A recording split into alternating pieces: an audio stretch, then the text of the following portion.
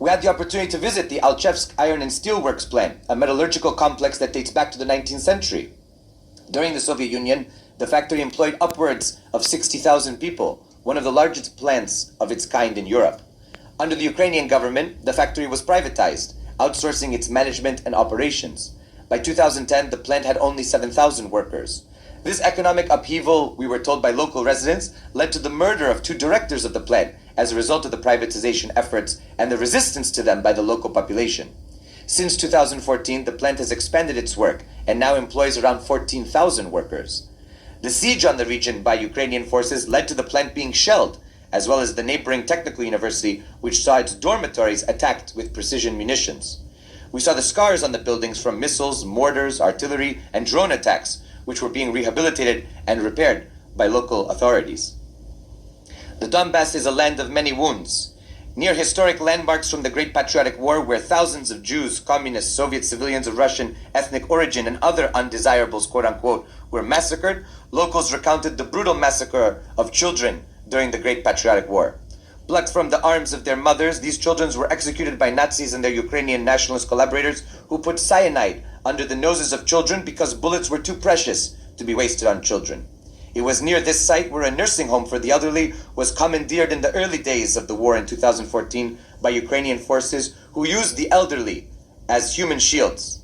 In the coming days, an accident led to a catastrophic fire that killed many of the elderly nursing home residents, many of whom could not ambulate and thus were burned alive on the 2nd floor. We were told of Ukrainian paramilitary forces, many of them ultra-nationalist and neo-Nazi, who in one instance beat an old man with the butts of their rifles and then shot him to death in front of his neighbors. In our discussions with locals and officials, we were made aware of the plethora of war crimes committed by Kiev-backed forces since 2014. In the summer of 2014, Lugansk was under a full military, social, economic, and humanitarian blockade.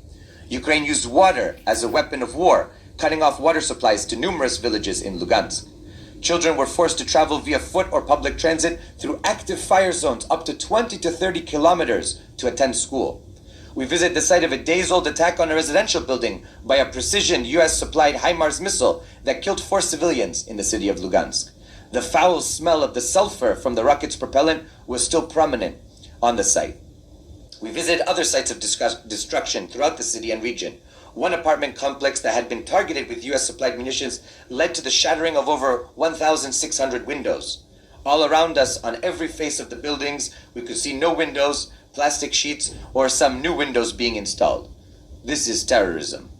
Locals recounted the case of the Stanitska-Luhanska bridge, which was destroyed by Ukrainian forces in 2015.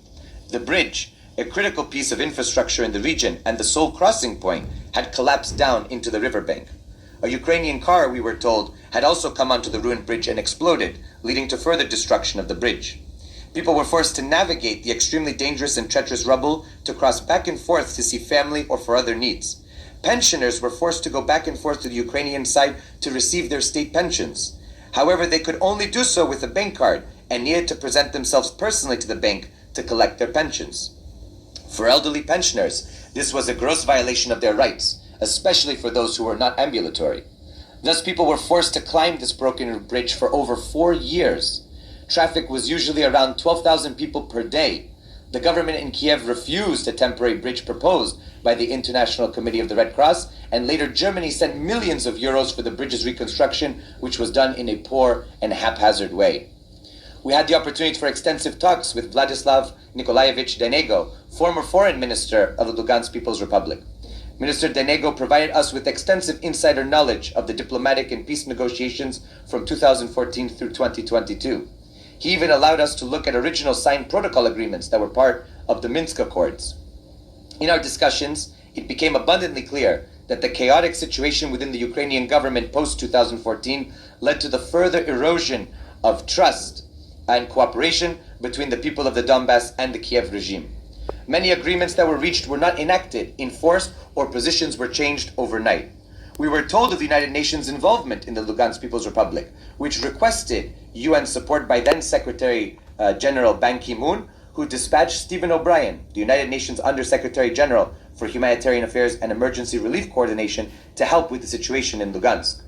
O'Brien came to Lugansk and helped with the repairs to civilian infrastructure and equipment. While a letter of thanks was received from Stephen O'Brien by the Lugansk authorities, there was no recognition of the referendum of independence overwhelmingly passed by the people in Lugansk. In fact, the United Nations itself continued to refer to the Lugansk People's Republic as terrorists until 2016, when the use of terrorists ceased. It is clear for everyone to see that the people of Lugansk are not terrorists.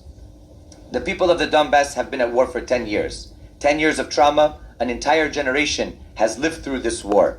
Yet the resilience and tenacity of the people is remarkable. Under these dire conditions, life continues and people seek to enjoy their lives. Yet the danger of an all-out war between the United States and its NATO allies and Russia remains. Many locals we met were resentful of Russia for not recognizing the Lugansk and Donetsk People's Republics for 8 years, leaving them in a permanent state of limbo. The slogans of Russia, Russia, Russia in 2014 were chanted with the aim of being, not with the aim of being part of Russia at the time, but calling to be protected by Russia. To protect the civilians from a Western-backed regime that was outlawing their culture and traditions inherited from the USSR and trying to change them by imposing historical revisionism and foreign cultural values. This war is one of survival for the people of the Donbass, not of separatism, expansion, or Russian quote-unquote imperialism. Since early 2014, the people of the Donbass have called on the Ukrainian government to agree to protect, as one local put it, our rights, our language, our history, and our heroes. Our friend Alexei Albu, a Ukrainian activist from Odessa, who was severely injured in the trade union building massacre in Odessa in 2014, revealed many crimes committed against friends, family, and comrades by the Ukrainian regime and the various fascist forces and militias. He showed one video where Ukrainian armored personnel carriers were running over unarmed people in the streets. These crimes must be answered for. They must take into account this evidence that we have amassed. The people of the Donbass knew a war was coming in 2014. Locals recounted their fear of a war that would split the society. People were disoriented as they recounted. One thing they are not is separatists. They never indicated such a thing. The people of the Donbass want to live in peace and to have their rights respected.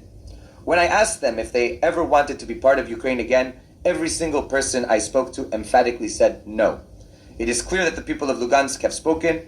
Any further peace agreement must begin from that point. Thank you.